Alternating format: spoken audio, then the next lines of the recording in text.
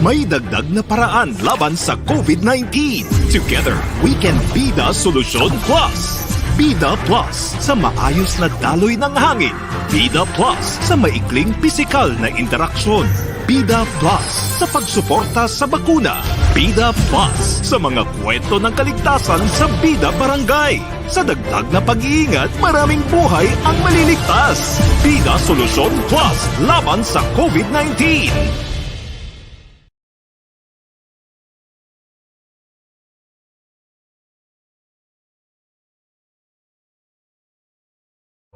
Organic acai has very high levels of antioxidants and essential nutrients that help keep your immune system strong. Organic acai premium blend and freeze-dried capsules daily to help increase your resistance against harmful viruses. Keep yourself and your family healthy and protected with Organic.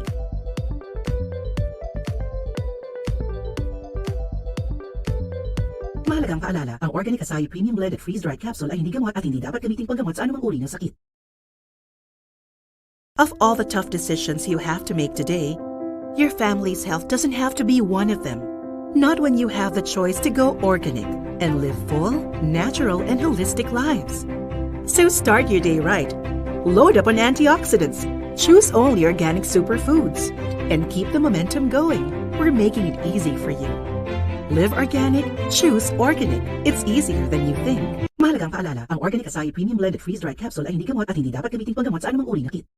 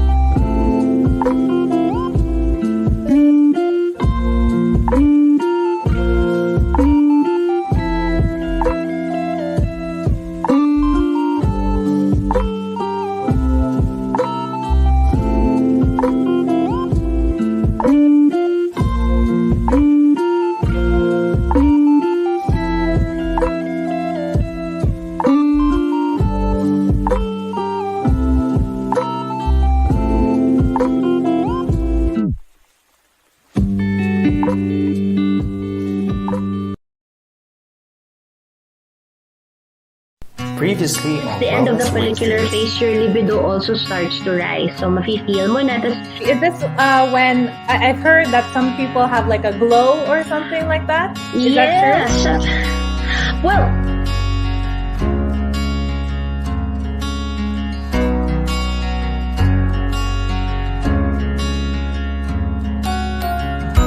Wellness Wednesdays with Organic.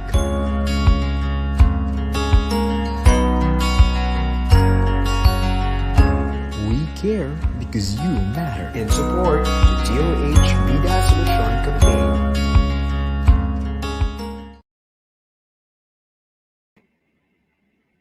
Hello everyone, welcome to another episode of Wellness Wednesdays with Organic. I am Mosh Cruz, a vlogger, a writer, a mother of two, and a sports analyst, and I am going to be your host for today. Well, we have a very unique topic today, but bago po yan, we are inviting everyone to join our Facebook game at Organic Inc. So ayan lang po, visit our Facebook page, Organic Inc. and comment your answer for a chance to win an organic gift pack. So medyo math po yan, pero I'm sure naman kayang-kaya nyo yan. Kasi kung ako yung tatanungin nyo, hindi ko yan sasagutin.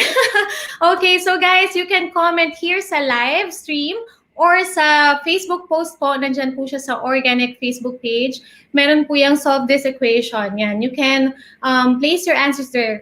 Comment the answers there. Ayan po. So, please don't forget to like and share this live stream para syempre po ma-share din natin yung information that we are about to do sa friends and family nyo because this topic is very interesting. Later on, we will have 5 lucky winners and yun po yung i-announce namin after this one. So, please stay tuned. So, I know you guys are very excited simply because most of us, we don't really know the importance of this one. That's why we have this Wellness Wednesdays. And today we are going to talk about everything you need to know about pills and contraceptives. Okay, I am personally excited about this one and personally excited to talk to our resource person about this one because we all know even hindi pa nga half parang kulang pa sa half. We don't know much about this topic. Yung iba gusto nilang i-take to or gusto nilang gawin but hindi nila alam yung process, hindi nila alam yung tamang gagawin, kung anong type ng contraceptives na tama sa kanila. So, this topic will help you a lot. And of course, the birth rate here in the Philippines is getting higher and higher every year, especially now that we are on quarantine. Syempre, hindi po namin kayo masisisi. Most of us, nasa bahay lang tayo most of the time. So, okay lang po yan, walang problema. But, syempre, of course, we really have to think of the situation, like how much money do we need if we are suddenly expecting unexpectedly, right? So, syempre, yung iisipin mo dyan, what do we need to do? Like the average cost per child. Syempre, you need more income. Syempre, magkakaroon kayo ng bagong baby. Yung size ng family nyo, it will be bigger. You know, we have a lot of things to consider. That's why now we are going to talk about this one. We have with us here today Dr. Michelle Dado to tell us more about pills and contraceptives. I know you are very familiar with Doctora, obstetrician, gynecologist, digital thought leader and secretary of Quezon City Medical Society. Hi, Doctora. Good afternoon.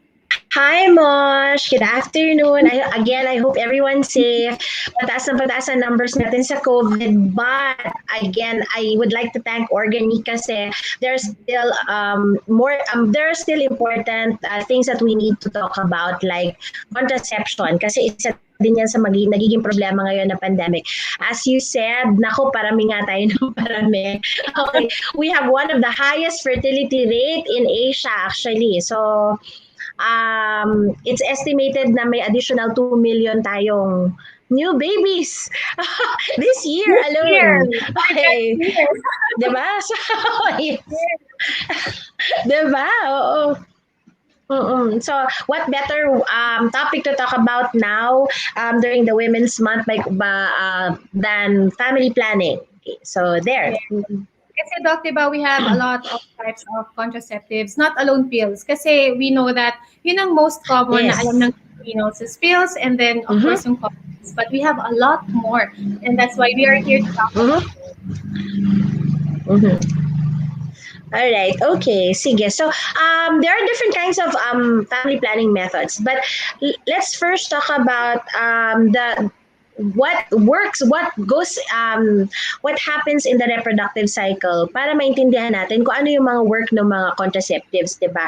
Technically, we have 2 hormones that govern our cycle. So, may estrogen and progesterone that helps actually produce the egg cells. It helps actually thicken the endometrium in preparation for a pregnancy kasi every cycle is in preparation for a pregnancy. Now, ngayon, ang nangyayari sa different types of contraceptive, may mga iba-iba siyang areas kung saan siya nag-work. So, there. So, Doc, tama po ba that for each person, hindi specifically yun yung kailangan mo? Kasi you have to know your body really well. Exactly, Mosh. Very important kasi a lot of us now, lalo na pandemic, so they don't consult their doctors, diba? So they don't see their doctors. So kung ano na lang ang na-research online, sabi ni Dr. Google, maganda to. So yun na lang, diba? So very important, that's a very good point na hindi lahat okay for the pill, hindi lahat okay for IUD, hindi lahat okay for injectable, hindi lahat okay for implants. So you have to really know what's best for you.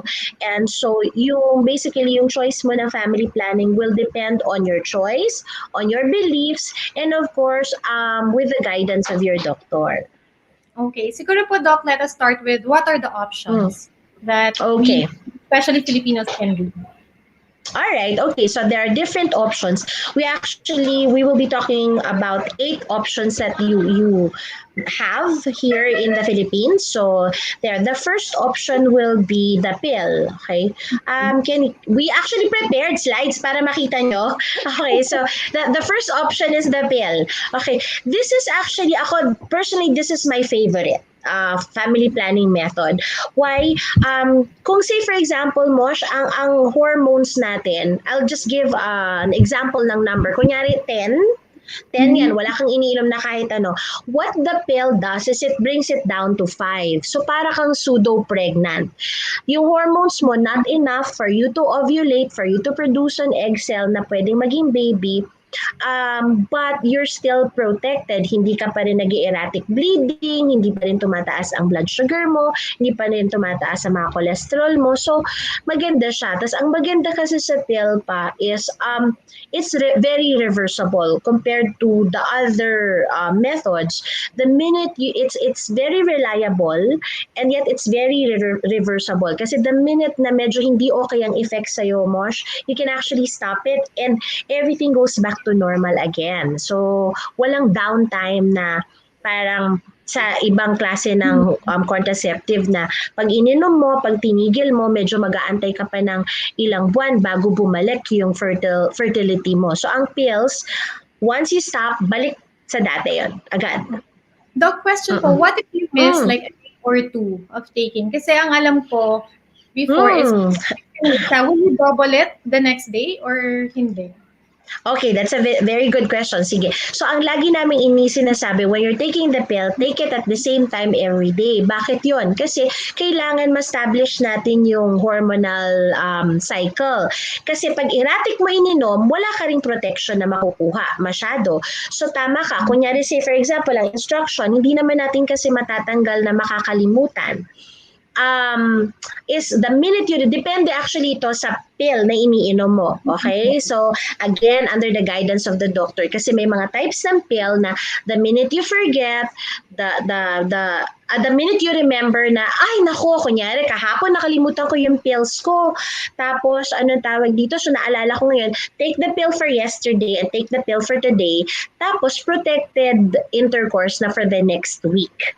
So, dapat protected ka na. Okay? So ganun siya. Kaya nga, lagi ko sinasabi, take it with the most consistent activity of the day, which is most probably, siguro brushing your teeth in the morning, diba?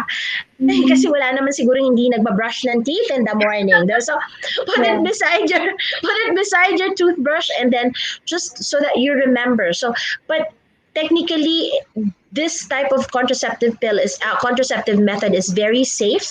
However, yun nga, as we've said kanina, not everyone can take it. Merong mga tinatawag tayong contraindications or may mga babae na hindi pwede mag-pill.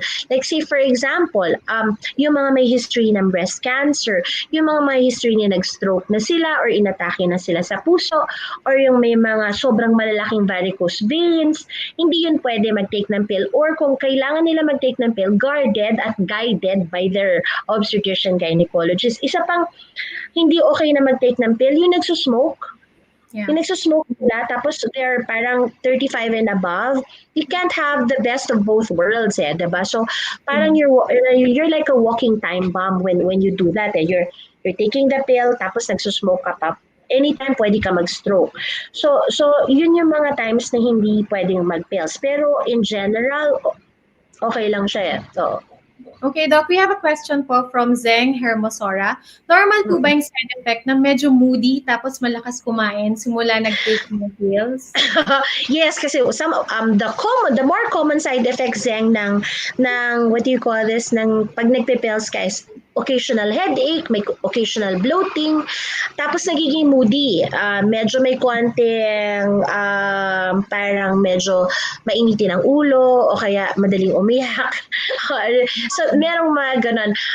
That's okay. However, kung medyo it now hinders you from performing your normal duties, then baka kailangan tanungin mo yung doktor. Yung gana ng kain, the first 3 months, medyo kasi nag-a-adjust yung katawan mo. Ang pinaka-adjustment period kasi ng pill is the first 3 months. So you have to observe the first 3 months. So dito kasi nangyayari lahat halos ng side effects. As eventually, mawawala siya. Ngayon kung 3 months na, ganun pa rin, meron pa ring side effects, then baka kailangan tayo mag-change ng preparation ng pill. So again, go to your OBGYN, talk to your OBGYN. Kung ayaw mo mag-face-to-face, pwede naman mag-telemedicine. So isa pa sa mga side effects or mga pwedeng manotice sa mga patients is masakit ang breast, humihina ang menses, kumukonte, okay? Tapos minsan pwedeng the first 3 months may spotting in between the menses or tuloy-tuloy na spotting or wala silang menses. Pero 3 months nga lang to. After that, everything will actually go back to normal. Okay, Doc. Speaking of effects po, kasi di ba we have different brands of pills. Iba-iba po ba yung effects?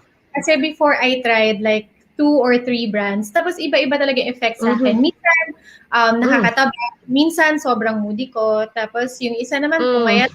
So, does it, may effect talaga yung iba't ibang brands? Or isa lang sila? It depends on your body lang talaga. No, actually kasi 60 years na ang pills, okay, sa buong mundo. And in that 60 years, nagbago na, marami ng changes sa pills. May mga generations na yan, from first generation to the fourth generation now. So, depending on the content of the pill, the progesterone content of the pill, yung side effect. Meron ngayon yung pinaka-latest pill technically. Hindi siya latest kasi more than 10 years na siya in the market. Pero siya yung halos wala ng side effects. Hindi ka na mag-bloat, hindi ka na mag-crave masyado, hindi ka mag-i-increase wala kang weight gain, hindi ka magbe-breakout, tas maganda pa ang protection niya.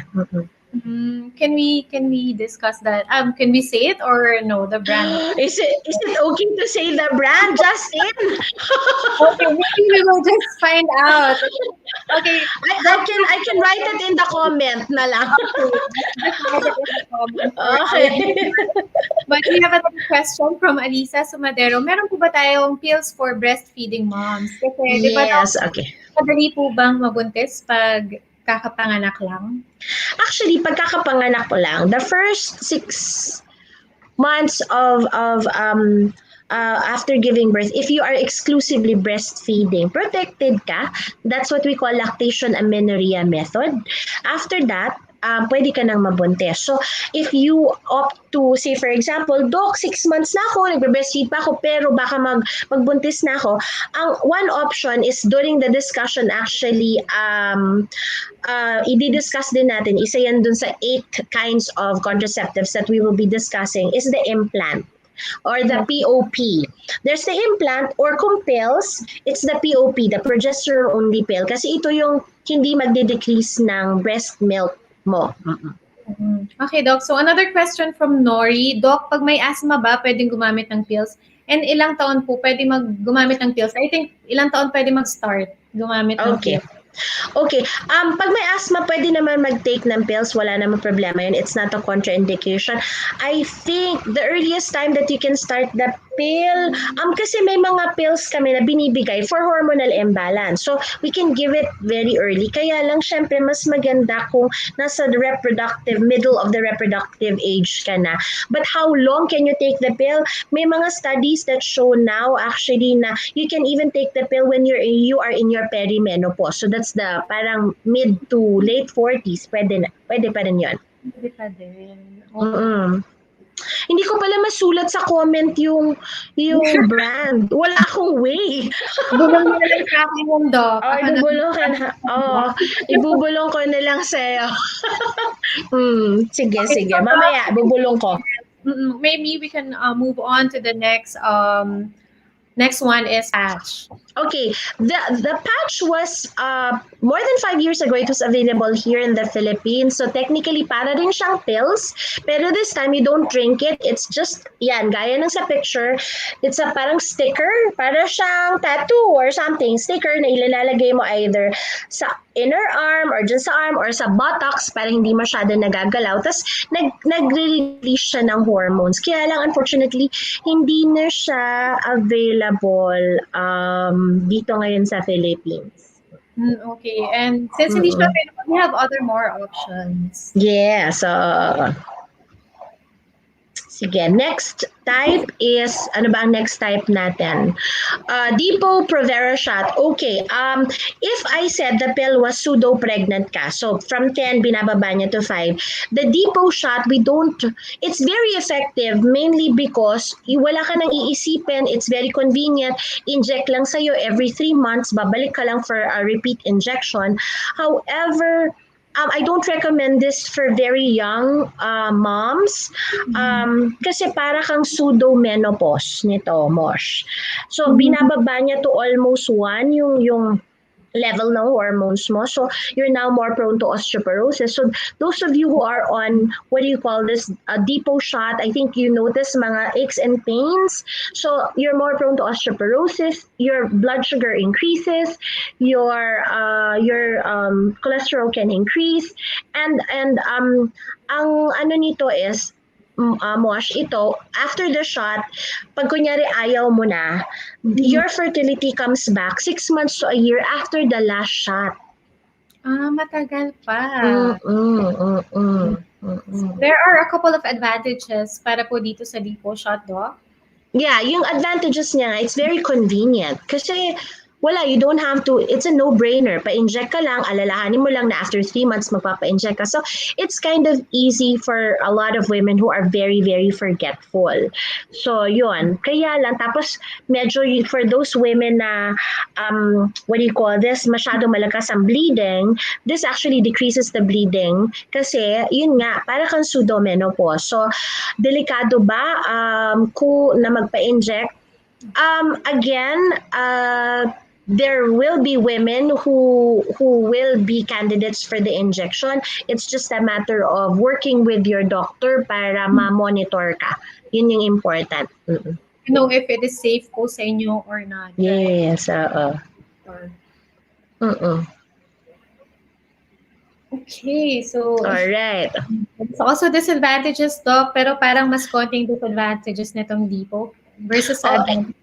Ang disadvantage nga niya is yun nga, yung technically fertility comes back 6 months to a year from the time that you have your last shot. Yun. So, medyo kung kunyari ikaw ay first time mom, mahirap kasi ang tagal bago bumalik yung fertility mo eh. And nabasa ko, Doc, na it doesn't really protect you from having like STDs or yung mga ibang... Yeah, even the pill and even the parang the injection, it will not definitely protect you from STDs kasi STDs you get from sexual contact eh. So whether you're on the pill or not, you can be prone to STDs. So what are the side effects of Depo-Provera? Yun nga, you gain a lot of weight. There are aches and pains. You may have breakouts. Tapos erratic your menstruation. Most women eventually nawawala ang menses. So, there. Ako, I'm not so fond of injectable. Personally, yeah. Parang ako din, hindi po. Pero Doc, let's say nag-start ako magpa-inject this year, kunyari, or this month. And parang nakagamayan ko na siya. Hanggang kailan ako pwede mag-inject? Hanggang kailan ko dito? Or... Okay. Ito kasi, you can't... use it for a prolonged period of time kasi you need to be monitored kasi ngayon nga the problem of osteoporosis and increase in what do you call this, in increase in your cholesterol and blood sugar, ang daming mga metabolic na side effects siya na mas okay na wag mo na lang gamitin. So Zeng, ako if you ask me, I would prefer to give you the pills. Pills, yes. Mhm. Okay, so we have another method of contraceptives. We are going to show you. Okay. Alright, so IUD is technically, ang ginagawa sa kanya is pinapasok siya inside the uterus. So, ang uterus kasi niyan, tas meron yung dugtong na fallopian tubes na yun yung actually kumukuha ng egg cells from the ovaries. What the IUD does is it blocks off that entry. So wala or the exit of the sperm kasi usually ang fertilization Mosh happens in the tubes or the fallopian tubes.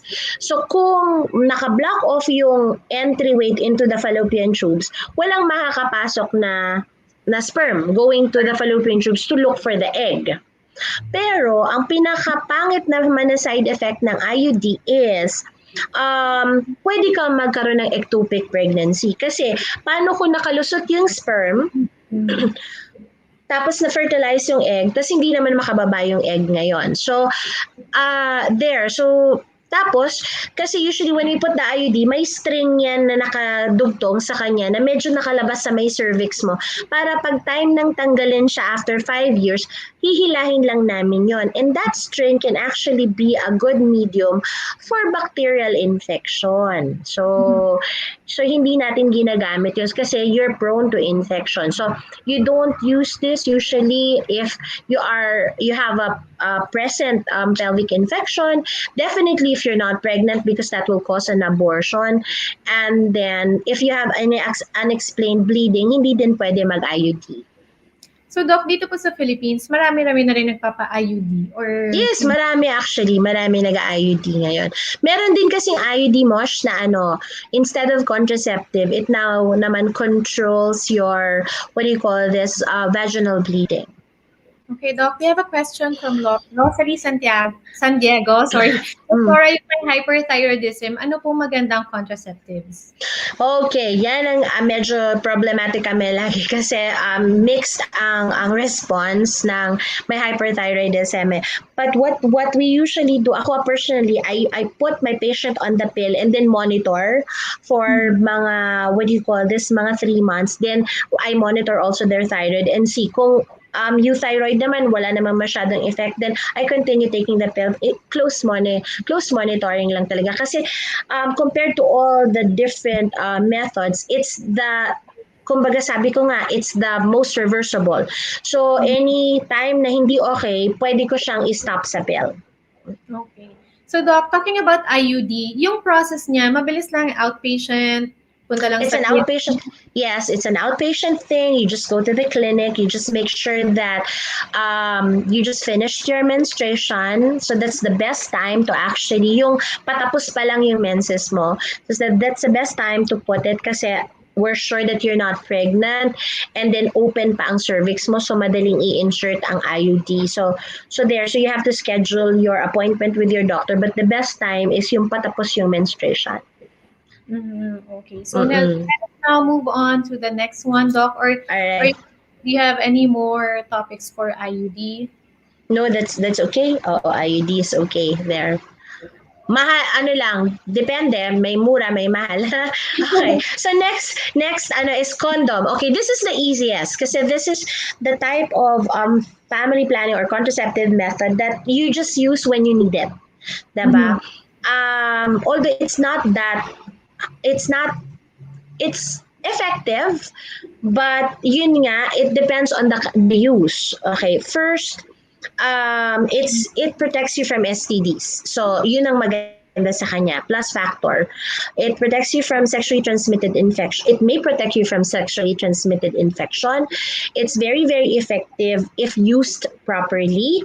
Okay. However, there can be problems that may arise. First, it's a deal breaker, diba? A lot of times when you use condoms, walang masyadong sensation na nararamdaman both parties.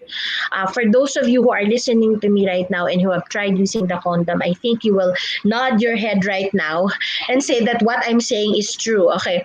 Next, ang problem lang dyan, if it fits well, then okay, diba? It's effective. However, accidents can happen. And what do I mean by accidents? It can tear, pwede mapunit, pwedeng maiwan sa loob, pwedeng matanggal, okay? Or pwedeng magkaroon ka ng allergy dun sa latex. So there. So, but in terms of, it's easy to use, it's available, and definitely reversible kasi ginagamit mo lang siya pag kailangan mo lang. So, walang other effects sa'yo. Yes, and I think this is the most common na ginagamit ng Filipinos kasi syempre Yes, oo. and everywhere they can buy. And yung effects niya, wala masyado. It's more on dun na pag nasa ginagawa na nila, wala mismo sa katawan ng babae. So there, guys, if you have questions, please write it down on the comment section. And don't forget to like and share this live stream so you can share the information as well sa family and friends. And syempre yung answers nyo para manalo kayo mamaya ng organic pack. So we have a question again from Milagros.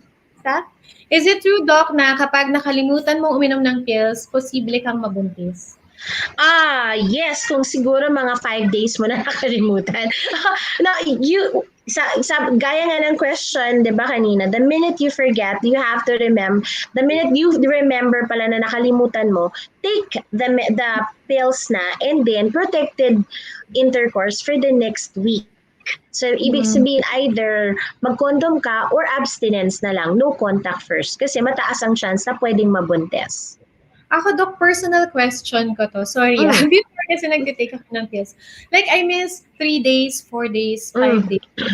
Tapos sinutito ko lahat. Is that... Sakit sa ulo nun. Diba? Masakit. Masakit sa ulo nun. Kasi again, depends on the brand that you're taking. If you forget mga 5 to 6 days, it's better to just discard the whole pack and start a new pack. Ganun na lang siya. Tapos for the first week or so, wala munang contact. Oo. May pill naman ngayon, yung bago na okay na maganda na ang brand niya is YAZ. Okay. So ano siya? The first 2 weeks na makalimutan mo siya, ganun din. Pag naalala, inumin lang, 'di ba? Pero yung second 2 weeks, pag nakalimutan mo, discard mo na. Oo. So, depende talaga sa brand eh. Kaya dapat talaga, you work with your doctor. Oo. Hindi pwedeng bibili ka lang and, hulaan mo ka ng No, magandang oo. Diba kasi may iba kasi na parang may nakita sa kaibigan, ang ganda-ganda ng skin, ano yung ginamit. Ay, nag-pills ako, so bibi din. Tapos may ang dami ng side effects na nararamdaman kasi hindi pala hiyang sa'yo. Actually, Doc, yun yung minsan naririnig ko. Pag nag-pills ka, ganda ba yung skin? Lalaki yung... Ano po? Next type. Okay. Ay, Doc, wait. Earlier, we have a question from Tim. How do I know if... Okay, lalaki yung... May iba kasi, lumalaki yung... Yes. Ectopic pregnancy is when you miss your menses or you have spotting na tuloy-tuloy. Tapos kunyari, usually kasi mahirap ang ectopic pregnancy kasi unless na you're very observant about your cycle, minsan mamimiss mo siya initially. But pag nagkakaroon ka ng spotting tapos may pain sa puson, mas maganda na, tapos you missed your menses, mas maganda that you consult your doctor para ma-check lang kung may ectopic pregnancy. Okay, Doc. So, we have another question from CK. What is the best way to start my healthy pregnancy? So, ito, iba naman po, Doc, from the Contraceptives. What is the best way to what? Sorry, I didn't hear. To start my healthy pregnancy. Okay, if you wanna of course, diba, you want to have a healthy pregnancy. It starts before you're even pregnant. You have to have develop good eating habits. You have to make sure that you're healthy. Because when you're healthy, the chances of having a healthy pregnancy is higher.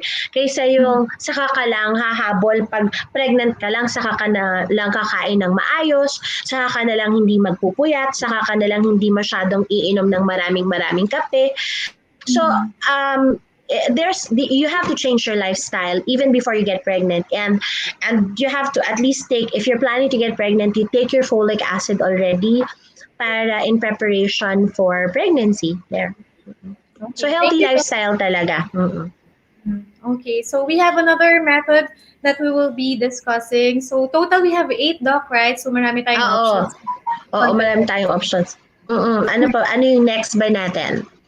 Okay, vasectomy and tubal ligation. Okay, so this type of contraception or family planning, for men, it's vasectomy. So ang mangyayari lang dyan, hindi na nawawala ang pagkalalaki ng isang lalaki dahil lang ma-vasectomy ka. Ang nangyayari lang kasi pinuputo lang yung connection between the gland that actually produces the sperm and into your penis, which releases it.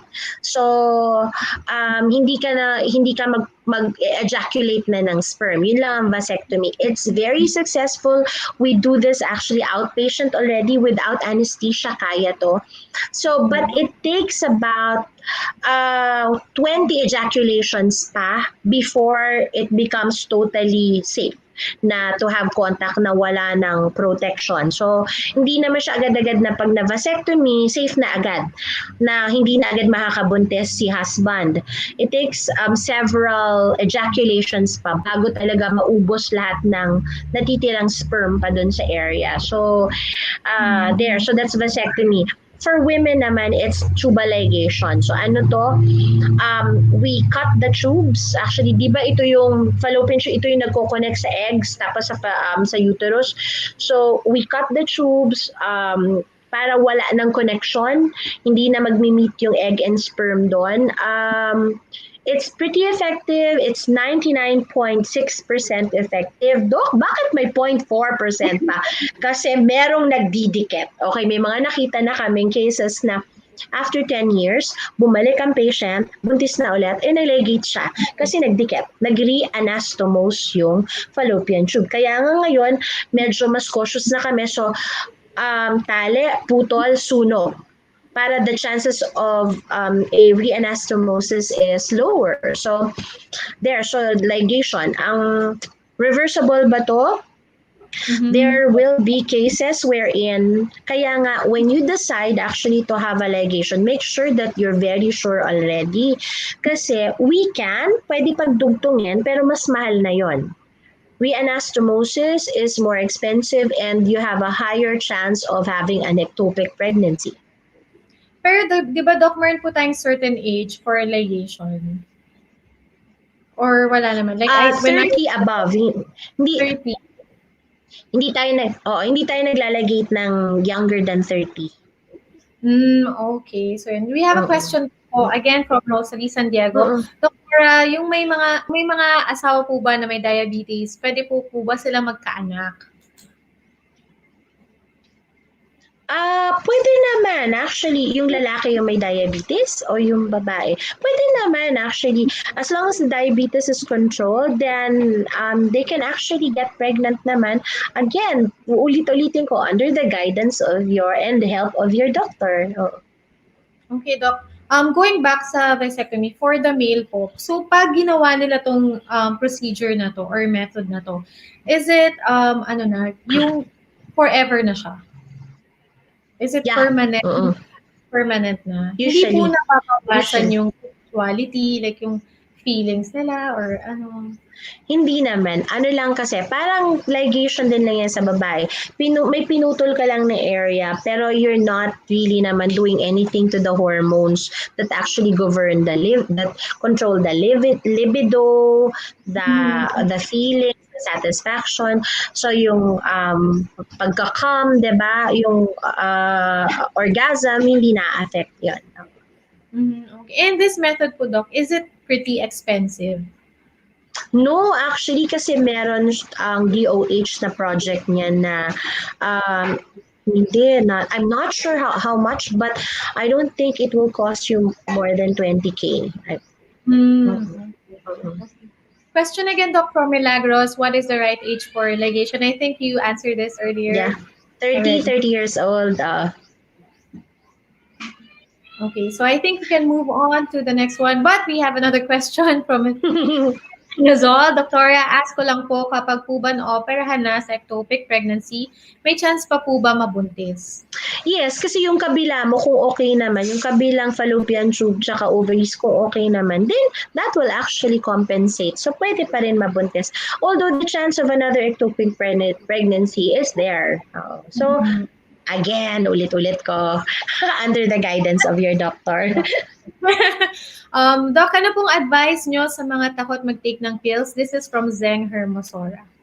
Alright, kasi maraming takot kasi maraming na nabasang side effects, diba? So, first, it's the choice of pill that you make ang importante kasi the newer generations are kind of less toxic in a way na less ang side effects, pero ang downside niyan mas mahal yung newer generations, diba? So it's better to consult and see your your history, your medical history, physical examinations, titingnan natin kung talagang okay ka mag-pills or not. So yun. So, ang maganda lang naman dyan, you talk to your doctor about it. Or you can research, there's actually an app now that's available wherein it talks about the different family planning methods and it's available online. It's called Ask Mara. It's a chatbot So there, pwedeng magtanong ka muna doon tapos may mga basic question answers ka na, then pwede mo nang kausapin yung doctor mo for more clarification. Okay. Meron din tayong pwedeng pagtanungan, hindi lang si Google about Oo, hindi lang si Google, totoo. Okay, so Doc, we have another method to discuss. Yung implant, ito nga yung sinasabi ko na pwede sa mga breastfeeding moms. So, this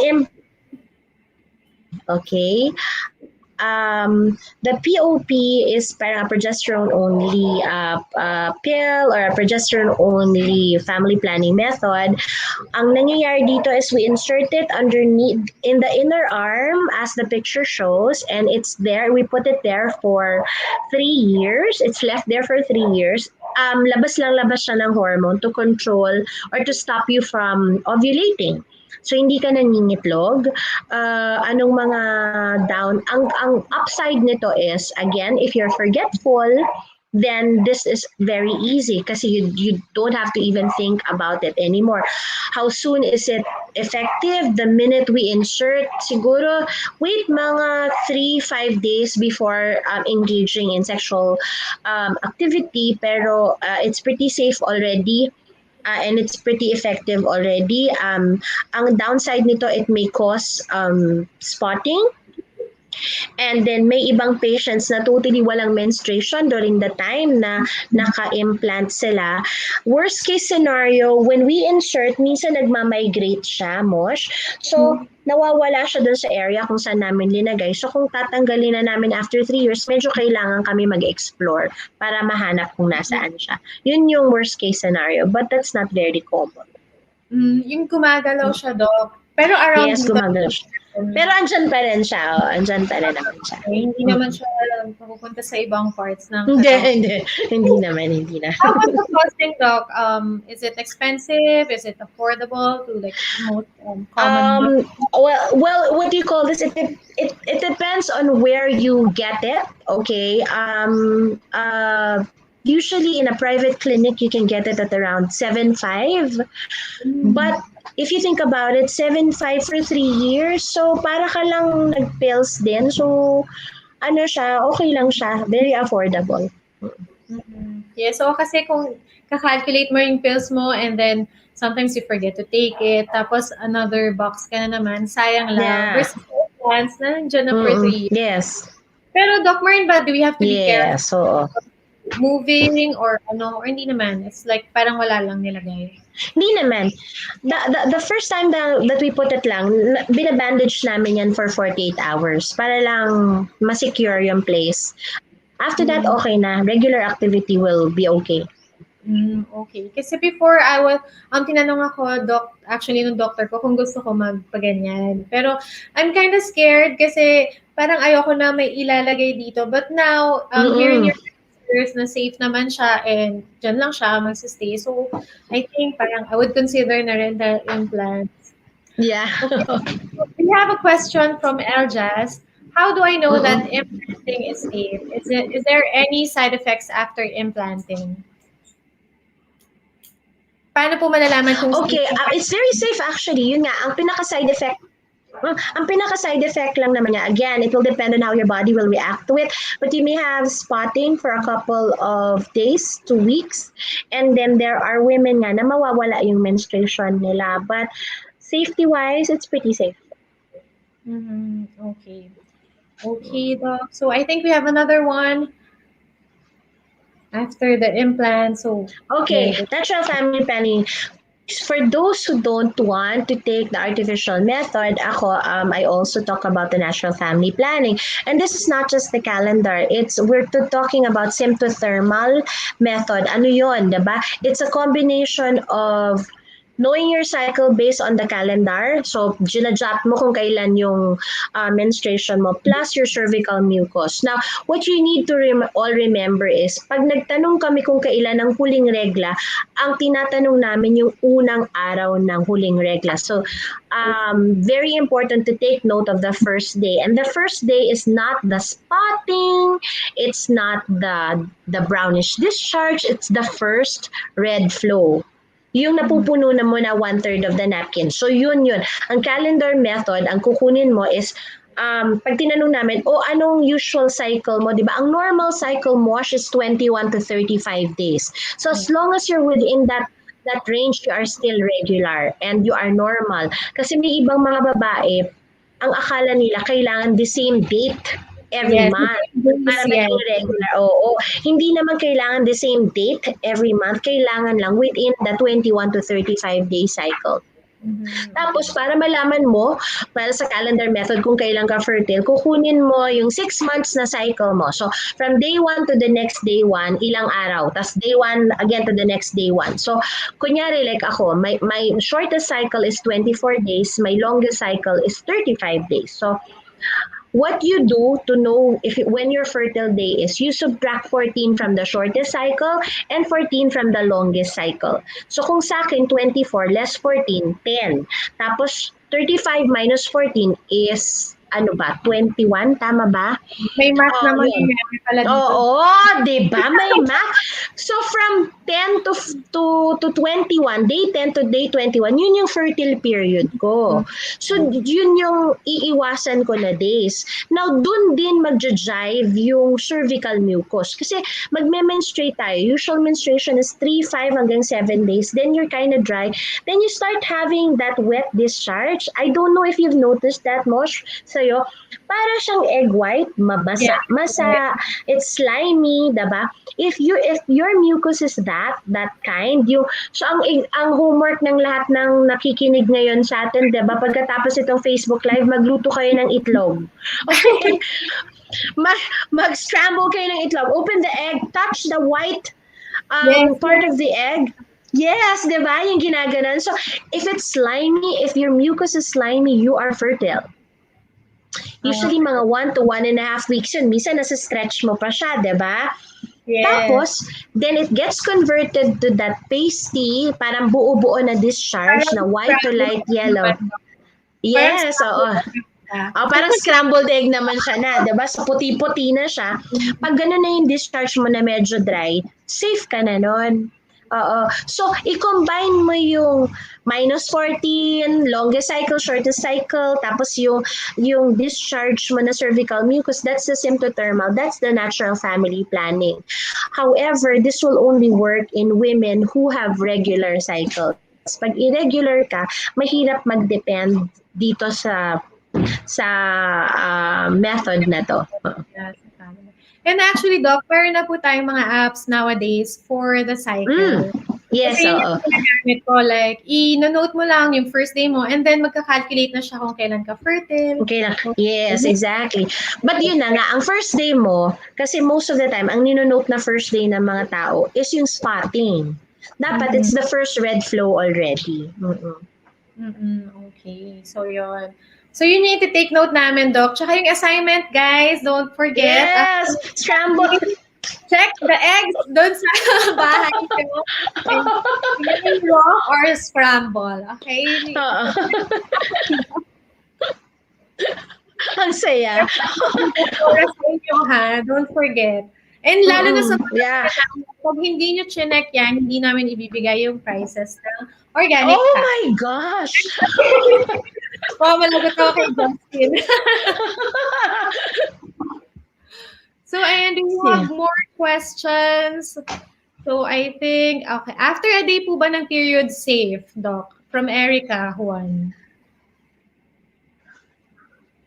What after the ilang days ng period safe? Usually yun na nga, depende.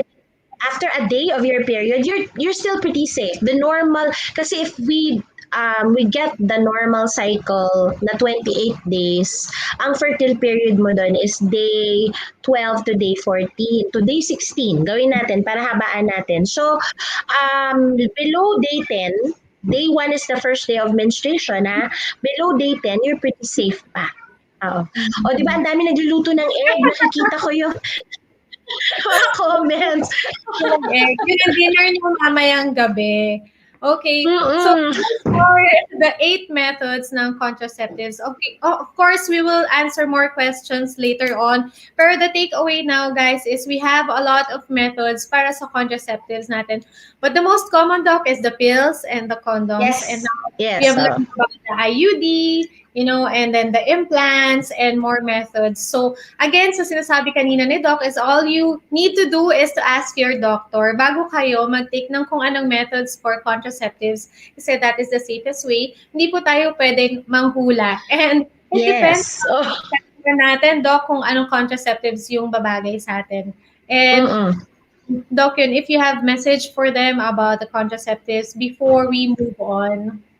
Okay, yun nga, out of the 208 million pregnancies all over the world, 41% is usually unintended.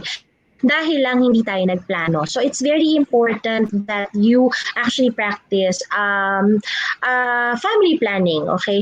When we say family planning, it's not relying on artificial methods alone. It's basically you and your partner talking and deciding how many kids you can afford to take care of, give a good life to, give a good education to, and then at the same time, okay din yung buhay nyo. That's natural. That's family planning. So, and then whatever method will be best for you, we cannot dictate. I cannot push like, pills kayo or ganito. It really depends on your medical history, your physical history, your belief. And then, so you talk to your doctor about it. Make your OBGYN your best friend. But if you cannot contact your OBGYN, you can actually also ask me even after this session. I have a Facebook page naman so you can contact me at Pillow Talk with Doc Mitch Dado. You can follow me and then you can send me a message. So that's Pillow Talk with Doc Mitch Dado. Follow me there and then send me a message if you have further questions. Kasi sayang, ang ganda ng discussion natin, Mosh, no? Pero parang 1 hour lang binigay sa atin ni Justin eh. Justin! Nagtatanong Doc dito, so sabi nila goodbye Google na, hello Doc Michelle. Oh. So yeah, follow niyo siya sa Facebook page niya so you can ask more questions. So Doc, ang itatanong ko is, for you, kung kayo po yung tatanungin, kung kayo syempre ang doktor namin, what is the most effective method for kung kayo Okay. Of course, number 1, safest is still natural, okay? Safest is still natural.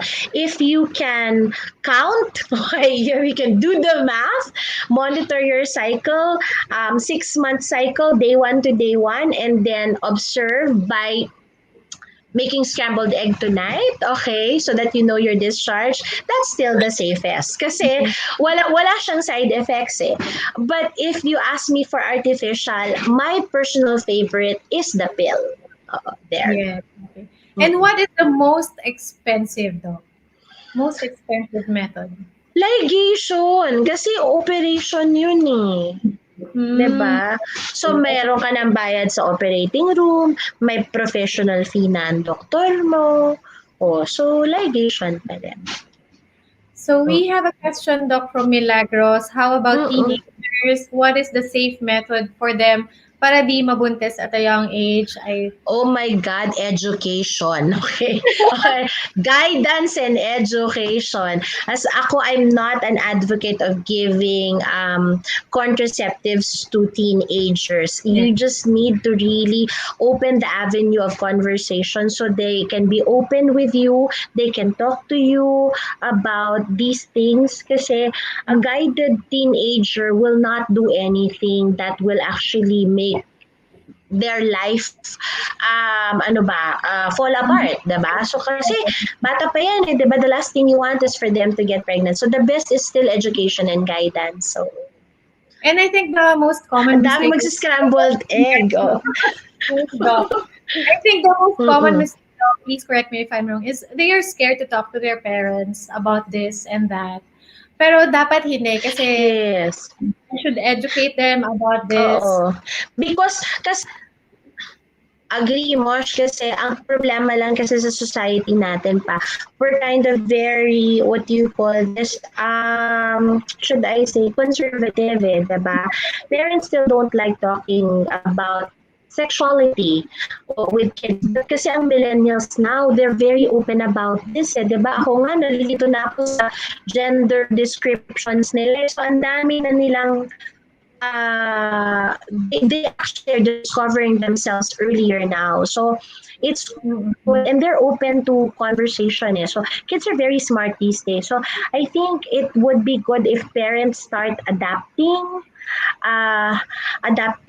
this attitude na of openness and readiness to talk about anything. Kasi yun nga eh, again, uulitin ko, studies have actually shown already that a family that talks about that a family wherein the child is not scared to discuss things with their parents, actually, madedeter mo yung delinquency, yung pagda-drugs, pagiging alcoholic, tsaka pag-engage in premarital sex eh. So, malaki ang role ng magulang. Yes, that is very right. Okay, so unfortunately, wala na tayong masyadong time, pero of course, hey, Dr. Michelle, you can follow her on her Facebook page, and you can follow me too kung meron kayong questions about mommies, and maybe I can relay your questions. Yes! Hey, Dr. I saw one of your videos mo, siyang cute. Yung sumayaw kang ganon. Thank you, Doc. But please keep on answering the question kanina and like the organic Facebook page, and you know what, share this video, share this link, because alam ko marami kayong natutunan today kay Doc Michelle. Marami pa kayong gustong itanong. You know, we want to really spread the word, Doc, na ito yung mga information na kailangan talaga eh, na we don't normally discuss this kasi some hindi masyadong, you know, nag-experiment on discussing. Yes, they're not open. But this one, we saw how they are very interested sa topic na to. And look, egg na yung i-dinner nila mamaya. O, diba? Kung gusto mo scrambled egg or yung raw egg, yun ang ano nila mamaya. So, we are not yet done. Pero, Doctora, thank you so much. Thank you so much. And thank you for all the love. I see all the comments. Salamat po. And Doctora is really, really gonna answer your questions after this one. So before we end this one, if you want to be a reseller, please go to the page of Olani PH. So this is the world-class product made more accessible. So yan, if you want to start your own business, yan, syempre habang nasa bahay tayo, huwag po muna tayo masyadong lalabas because the cases are getting higher and higher. So if you want to be a reseller, please just go to the Facebook page of Olani PH. Ayan, and they will answer questions. They have reseller packages and everything. So yan, be productive and yan, para kumita rin tayo kahit nandito tayo sa bahay. Okay guys, so for today's winners, nakita ko po ang daming sumagot sa inyo. Ang gagaling nyo sa math kasi kung ako to, hindi talaga ako sasagot. So anyway, the correct answer is 16. Congratulations sa mga tama po yung answers. Unfortunately, 5 lang po yung pipiliin natin na winners and I think meron na po tayong winners. From Justin, siya po ang magsasabi ng winners. So eto, congratulations to Ace De Jesus, Tessie Shi, Queenie Manse, Heather Cha, and Shell Laurio. Congratulations, guys! You got the correct answer. Please wait for the message of our admin. So they will ask you the questions, your information. Congratulations to you. And of course, wag niyong kakalimutan, i-check ang eggs, dyan sa bahay nyo, bago nyo i-message, bago kayo mag-reply sa admin namin, dahil yan ang kailangan nyong gawin. Kailangan may proof para ipakita natin kay Doktora. So again, congratulations guys. And thank you for joining. Thank you for listening. Again, Doktora, Michelle, thank you so much. And it was a pleasure to do this with you. Ayan. I enjoyed it so much. Grabe. Ang saya. Sana maulit to, Justin. Thank you so much sa lahat po ng nanood. And again, if meron po kayong questions kay Dr. Michelle, please follow her Facebook page. And we'll be doing this again. Yan. Thank you guys. Please don't forget to like and share this link. Thank you guys. See you again. Bye, Doctora. Thank you. Hey, thank you. Bye-bye. Thank you.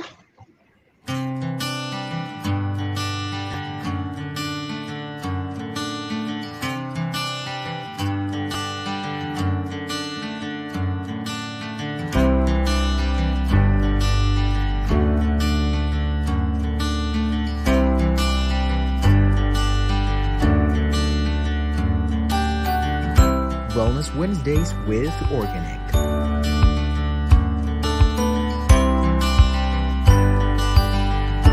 We care because you matter.